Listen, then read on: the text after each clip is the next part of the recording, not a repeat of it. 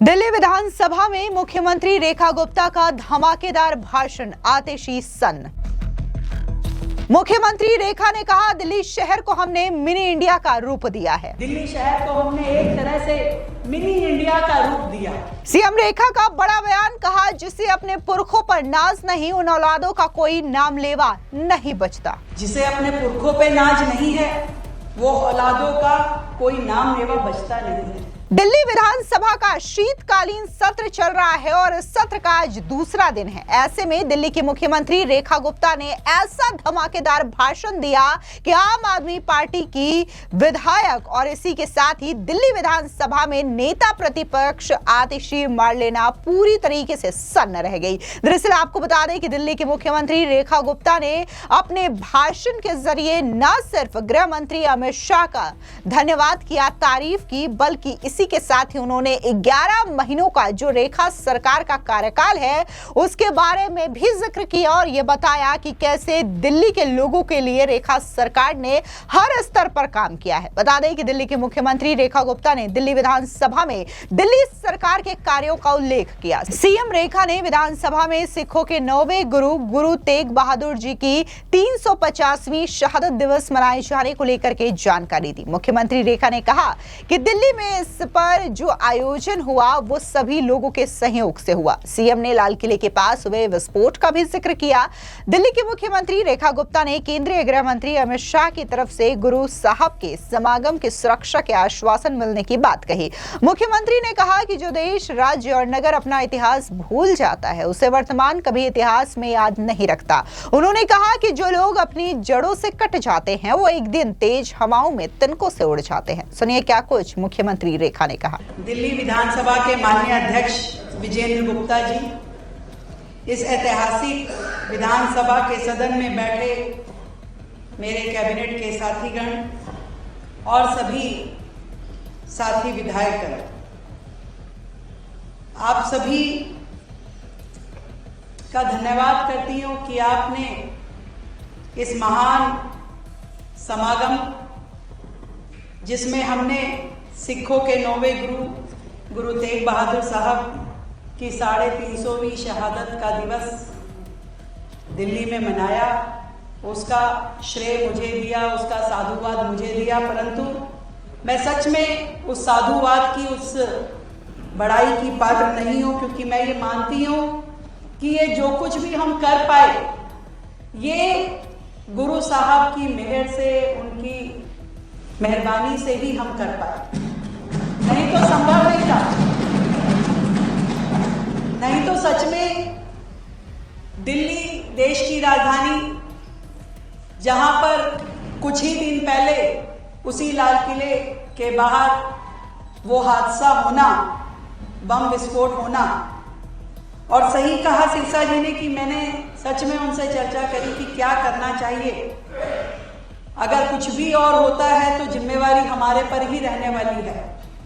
और मैं धन्यवाद करना चाहती हूँ आज इस मंच के माध्यम से देश के गृह मंत्री आदरणीय अमित शाह जी का, जिन्होंने हमें संबल दिया और कहा कि आप अपना कार्यक्रम कीजिए, पूरी व्यवस्थाएं सुरक्षा की जाएगी और लाखों श्रद्धालु वहां पे आए, लाखों लोगों ने उस समागम में हिस्सेदारी की, गुरु साहब के चरणों में शीश नवाया और तिनक भर भी किसी प्रकार की कोई दिक्कत का सामना नहीं हुआ। पहले दिन जितना बड़ा टेंट था, अगले दिन उसको और खोलना पड़ा, इतनी संगत वहां पे आई। और सच में बड़े खुशी का और हर्ष का विषय है कि जो कपिल जी ने कहा कि जिस लाल किले से वो फरमान जारी हुए थे गुरु साहब के लिए, उसी लाल किले पे जब गुरबानी के मधुर सुर गूंज रहे थे, जहां हजारों लोग वहां पे श्रद्धा के भाव अपनी आंखों में लिए गुरु साहब के चरणों में बैठे हुए थे, जब हजारों लोग गुरु के प्रसाद को लंगर के रूप में वहां चख रहे थे, और ऐसे ही जो म्यूजियम वहां पे बनाया गया जिसमें गुरु साहब के जीवन से जुड़े हुए साक्ष्य और ऐसी कहानियों का वहां पे प्रस्तुतिकरण किया गया कि हर परिवार को देख करके अच्छा लग रहा था और गुरु साहब की जो शहादत थी उसका एक बहुत सुंदर स्वरूप वहां पे हर एक तक पहुंच पाया। और मैं सच में ये मानती हूँ कि ये हमारा सौभाग्य है कि हम गुरु साहब की शहादत को वर्तमान पीढ़ी की ओर से हम उनके चरणों में नमन कर पाए और इस पूरे के पूरे उनकी शहादत की गाथा को जन जन तक पहुंचाने में हम ये काम कर पाए। और इसी तरीके से मैं धन्यवाद और साधुवाद अपने शिक्षा मंत्री को भी देती हूँ। उन्होंने 5 लाख पुस्तकें दिल्ली के स्कूलों में, जिसमें गुरु साहब की शहादत की पूरी विषय था, उसे बांटा। अनेकों कार्यक्रम हुए, एक जत्था पूरा जहां जहां गुरु साहब गए थे उसी गुरुद्वारों से होते हुए हमारे दिल्ली सरकार के स्कूलों के बच्चे गए। उन्होंने उस जगह दर्शन किए, गुरु साहब की सारी गाथा को समझा, सुना। ये हमारा कर्तव्य भी है कि हम अपनी इस संस्कृति को सहेज के रखें। और जितनी भी हमारी ये कोशिशें रही कि हम दिल्ली में आगे बढ़कर के इस सेवा को ले सकें, इस महान बलिदान को जन जन तक पहुंचा सके, ये आप सबके सहयोग के कारण, इस पूरी टीम के कारण संभव हो सका। इसलिए मैं आप सबको साधुवाद देती हूं।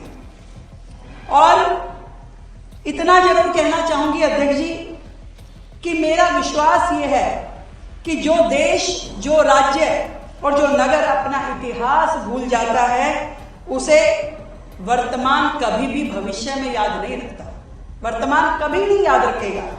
और जो लोग अपनी जड़ों से कट जाते हैं, एक दिन तेज हवाओं में वो तिनके से उड़ जाते हैं। और ऐसे में अपनी संस्कृति पे गर्व करना, अपने संस्कारों को मान करना और समय आने पे उसका सम्मान करना, ये हम सबका दायित्व है। जिसे अपने पुरखों पे नाज नहीं है वो औलादों का कोई नाम लेवा बचता नहीं है। और हमने अपने इस महान इतिहास को, अपने महान पुरखों को और इन महान परंपराओं को गर्व से याद करते हुए जो सम्मान हम दे पाए, ये हमारे लिए एक सेवा के समान था। जो सेवा हम कर पाए गुरु साहब की मेहरबानी से, और ये शुक्रिया अदा करने के लिए उसके बाद मैं अपनी पूरी कैबिनेट की टीम के साथ में गुरु दरबार में अमृतसर भी गई और इसी का शुक्राना हम सब ने मिलकर के अदा किया।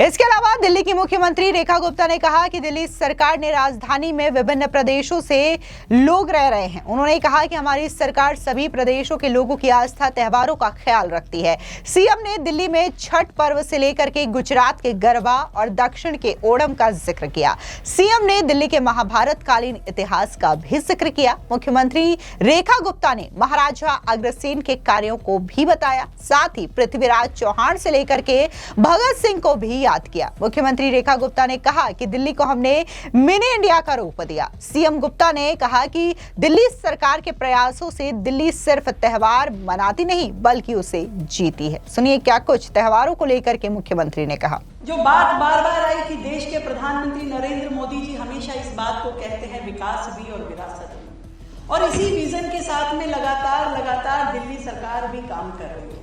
ये कोई एक अवसर नहीं है कि हमने ऐसा करके अपने दिल्ली वासियों के लिए काम किया। मैं इस तेज रफ्तार जिंदगी में करोड़ों लोग अपने गांव से, अपने राज्यों से दिल्ली शहर में आते हैं और वो इसी आस के साथ आते हैं कि भाई कहीं कोई रोजगार मिल जाएगा, कहीं बच्चों के लिए हम निवाला कमा पाएंगे। वो आते हैं दिल्ली में बसते, पर इसका मतलब ये नहीं कि वो अपनी जड़ों से टूट गए। उनको हक है अपनी जड़ों से जुड़े रहने का, अपनी भाषा पे, अपनी वेशभूषा पे, अपने भोजन पे, अपने भजन पे गुमान करने का, अभिमान करने का। और दिल्ली सरकार इसी नियति के साथ में लगातार दिल्ली में रह रहे करोड़ों लोगों की आस्थाओं का सम्मान करती है और उनको दिल्ली में वो सारी सुविधाएं देते हैं जिन पे उनका हक है।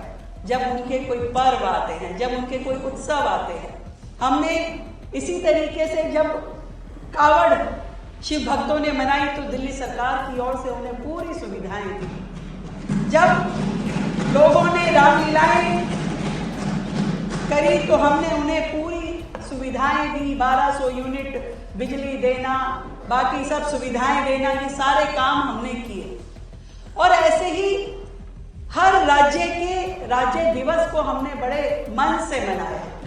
हमने एक और गुजरात के गरबे को मनाने के लिए अपना आयोजन रखा, तो वहीं राजस्थान की तीज का त्यौहार भी हमने मनाया। छठ का महापर्व मेरे पूर्वांचल भाइयों की आस्था का ये महापर्व हमने बड़े मन के साथ में यमुना किनारे भी मनाया और पूरी दिल्ली शहर में मनाया। ऐसे हर उत्सव को हमने, और इस बार भव्यता के साथ में जो दिल्ली ने दिवाली मनाई, कर्तव्य पथ पे लाखों दियों के साथ में प्रभु राम के आगमन का वो त्यौहार दिल्ली ने बड़े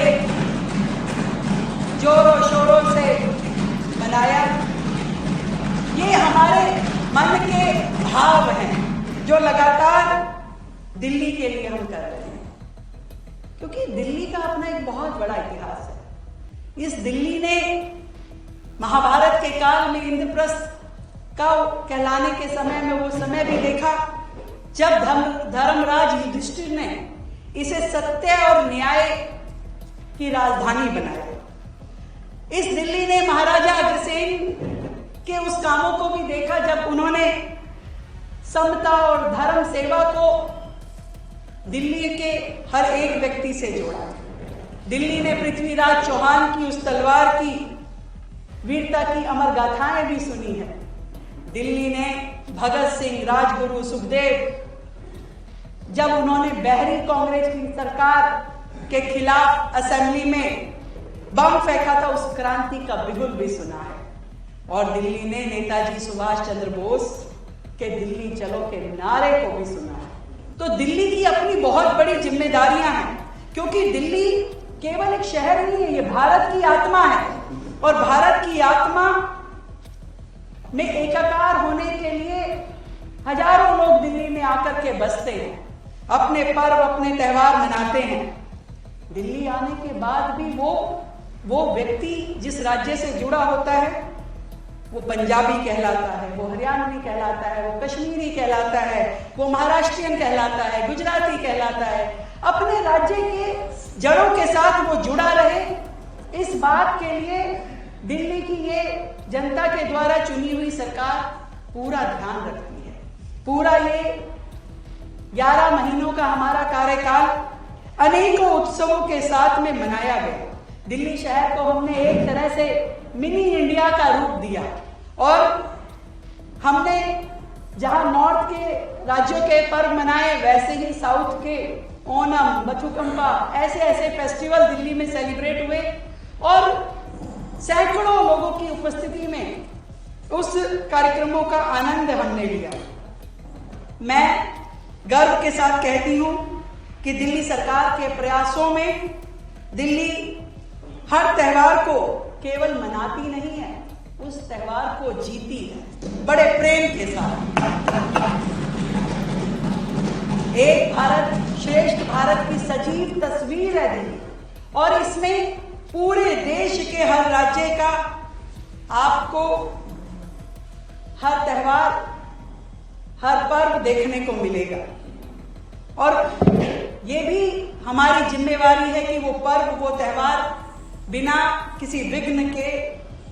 इसी के साथ ही दिल्ली की मुख्यमंत्री रेखा गुप्ता ने गुरु तेग बहादुर की बात करते हुए हिंदी की चादर का जिक्र किया। उन्होंने कहा कि दिल्ली सरकार संस्कृति के संवर्धन के लिए दिल्ली की जनता के साथ लगातार जुड़े रहकर काम करेंगे। उन्होंने कहा कि दिल्ली को एक भारत श्रेष्ठ भारत के धागे में पिरोकर दिल्ली को हर व्यक्ति को अपने साथ लेकर के चलेंगे, लोगों के सुख दुख में साथ रहेंगे। सुनिए क्या कुछ मुख्यमंत्री ने कहा। और इसीलिए जब 350वें शहीदी दिवस की गुरु साहब के बाद हुई कि इसे मनाना है बहुत सुंदर तरीके से। ये हमारा सौभाग्य है कि ये बड़ा दिन हमारे टेन्योर में आया है, तो हमने बड़े मनोयोग के साथ में पूरी टीम के साथ में इसकी प्लानिंग की। और गुरु साहब के उन शब्दों को मैं याद करती हूं कि धर्म हेतु साका जिन किया, शीश दिया पर सिर ना दिया, यानी अपना शीश अपना सिर दे दिया परंतु अपने सिद्धांत और अपने स्वाभिमान को गुरु साहब ने कभी नहीं छोड़ा। गुरु महाराज ने धर्म की रक्षा के लिए, मानवता की रक्षा के लिए अपने शीश का बलिदान, हम सबके लिए मुगल शासकों के सामने, औरंगजेब के सामने वो झुके नहीं। और कश्मीरी पंडितों की जो बात हो रही है, उनकी धार्मिक स्वतंत्रता के समर्थन में उन्होंने अपना शीश नवाया, अपना शीश दिया। और ये आज भी हमें सत्य की, न्याय की और मानवीय मूल्यों की दृढ़ प्रेरणा देने वाला है। जब भी मैं गुरु तेग बहादुर जी को स्मरण करती हूं तो ये पाती हूं कि गुरु साहब किसी एक पंथ के गुरु नहीं थे। हम कहें कि गुरु साहब एक पंथ के गुरु थे, वो एक पंथ के गुरु नहीं थे, वो भारत की साझा संस्कृति के, साझा चेतना के और साझा मूल्यों के प्रखर रक्षक थे, प्रखर रक्षक। उनके जैसा व्यक्तित्व बिरला ही कोई समाज में आता है, जिसने परिवार खो दिया, जिसने अपना जीवन दे दिया। हर परिवार में इतनी बड़ी शहादत शायद ही हमने किसी और की सुनी हो। उनका जीवन, उनका त्याग, उनका चरित्र केवल एक कालखंड की कहानी नहीं है कि हम कहें कि एक कालखंड की कहानी है। यह मानवता के साहस और धर्म निष्ठा का शाश्वत आदर्श है, शाश्वत आदर्श है। और इसीलिए दिल्ली सरकार ने इतने बड़े आयोजन को तैयारी के साथ में किया कि गुरु साहब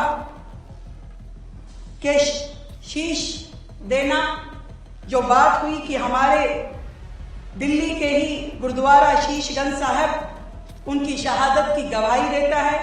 रकाबगंज साहब गुरुद्वारा गुरु तेग बहादुर जी का जहां अंतिम संस्कार हुआ, ये दिल्ली में होना हम सब के लिए एक बड़े गर्व की बात है। और इसलिए समय समय पे हमें गुरुओं को याद करना, उनकी शहादत को याद करना, ये हमारा फर्ज है। एक ऐसा व्यक्तित्व गुरु तेग बहादुर जी, जिसे हिंद की चादर कहा गया, हिंद की चादर, हिंद की चादर, जिसने ना केवल अपने धर्म को बल्कि दूसरों की आस्था को भी सुरक्षा दी।